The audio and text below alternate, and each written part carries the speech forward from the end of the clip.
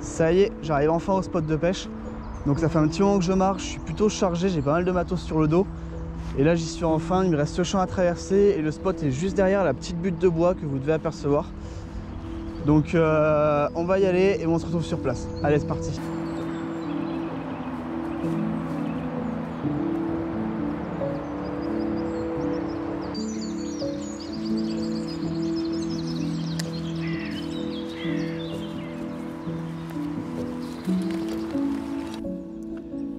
Bienvenue dans cette nouvelle vidéo. Aujourd'hui on se retrouve pour une session assez rapide d'une dizaine d'heures à peu près. On va pêcher la carpe sur cette rivière de deuxième catégorie qui est juste derrière moi.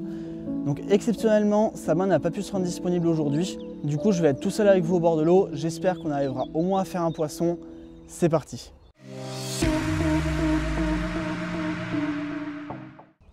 Juste avant de commencer à pêcher, je trouvais ça intéressant de vous faire un petit point sur l'amorçage que je vais mettre en place. Ça vous permet de voir un peu la stratégie de pêche que je peux avoir sur ce genre de rivière, mais ça aurait très bien pu être aussi sur des lacs de barrage ou alors des plus grosses rivières. Très brièvement, du coup, j'ai choisi de partir sur une base de 3 graines différentes. Donc du maïs, du blé et de la noix tigrée. Donc pourquoi ce choix de graines? Le maïs et le blé, pour moi, c'est des graines qui marchent et qui sont à des prix très abordables. On les trouve sur le marché vraiment pas cher, en grande quantité. À cela, j'ai ajouté de la noix tigrée. Donc pour moi, c'est une graine qui est vraiment dure et qui n'est pas très digeste pour les petits poissons blancs. Ce qui peut être chevenne, barbeau, mais également les écrevisses, vu qu'on en trouve sur ce genre de spot. Donc ça va permettre d'avoir une graine qui va tenir longtemps sur nos amorçages. Et ça, c'est vraiment à privilégier si vous avez beaucoup de poissons blancs sur vos spots. Enfin, j'ai décidé de rajouter quelques billes qu'on a roulées à la main avec Sabin. Donc c'est des billes épicées. Là, je crois que celles-ci sont au curry. J'en ai mis en 16 mm que j'ai laissé entières et certaines en 20 mm que j'ai décidé de couper en deux. Ça, c'est quelque chose de personnel que j'aime bien faire sur mes amorçages. Ça me permet d'avoir une meilleure diffusion des odeurs au fond de l'eau et également, s'il y a beaucoup de courant, là c'est pas le cas mais ça aurait pu, d'avoir des billes qui ne vont pas rouler sur le fond avec le courant mais se déposer sur le fond et avoir vraiment une meilleure teneur et des billes qui restent là où on les a lancées. C'est vraiment appréciable sur certains spots de pêche. Enfin, c'était pas obligatoire, mais j'ai décidé de napper mon petit amorçage avec un attractant liquide fruité. D'après moi, ça permet quand même de faire remonter ou redescendre des poissons qui pourraient être en amont ou en aval du courant sur notre spot de pêche, parce qu'on va vraiment avoir une grosse diffusion au niveau des odeurs avec ce genre d'attractant. Donc je trouvais ça intéressant de le faire, mais c'était vraiment pas obligatoire.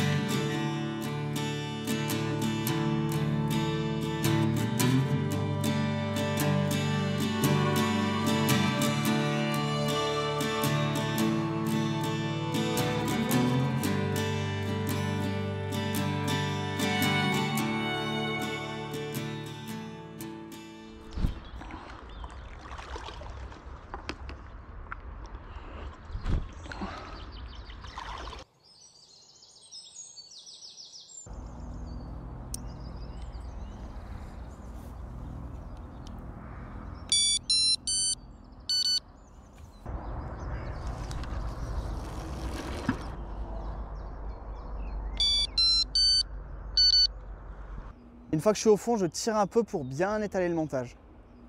Là, on est bien sur notre zone d'amorçage. Je vais pouvoir tendre tout ça et ça va pêcher.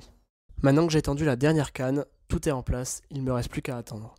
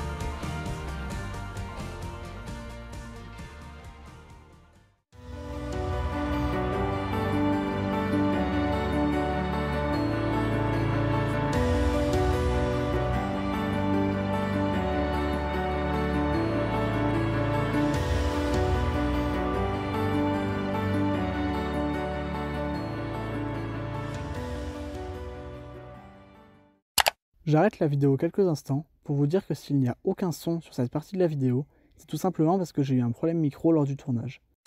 D'où le fait qu'on me voit parler, mais qu'il n'y ait aucun son.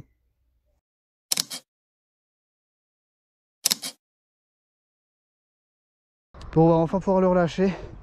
Quel poisson, les gars. Celui-là, il se mérite. Après autant d'attente, là, ça fait vraiment plaisir. Je sais pas du tout combien il fait, il doit faire les 60, je pense. Mais il est vraiment magnifique, quoi.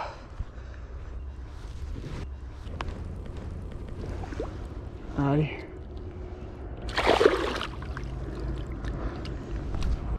C'est déjà la fin de cette vidéo parce que comme vous pouvez le voir, la nuit commence à tomber, donc ça va être pour moi le moment de rentrer. Ça aurait été une session rapide avec quand même un beau poisson pour finir.